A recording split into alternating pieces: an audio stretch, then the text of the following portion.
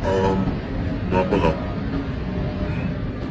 si yung kaibigan ko dyan sa LMDJC, Warden Joey Ginesera, dun sa mga naging warden ko. Si Guerrero Jungko, of course, si Sabinyano, si Waldo Sabinyano. Maraming salamat sa inyo. Naging mabuting tao kayo sa akin. Doon sa mga nakasama ko dyan, huwag kayong malungkot. Kapit lang. At manalig kayo sa Diyos. At yung mga nagkasala na nagsisi sa kasalanan, manalangin lang kayo sa Diyos at makatanggap nyo rin yung kalayahan nyo. Yun lang. At huwag kayong mag-alala.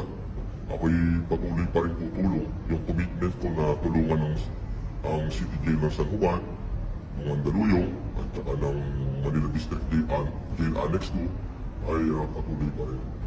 Maraming salamat sa inyo. Medyo malungkot yung paghiwalay natin dahil naging bahagi kayo ng buhay ko sa mahabang panahon. Pero may mga anak ako at mga tao na kailangan din naman nila ako. Basta yun lang, manalig lang tayo sa Diyos at ibibigay niya sa atin yung ating pinapangarap na kailangan. Maraming salamat sa inyo at I wish you a Merry Christmas. Huwag kayo mag-alala, tutulong ako at papasyalan ko kayo.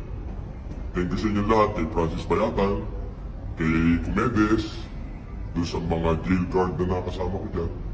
Mabuhay kayo at magturingan lang kayo magkakapatid.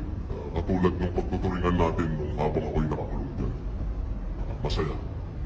Na may halong konting pait. Pero at the end of the day, naging bahagi siya ng buhay natin.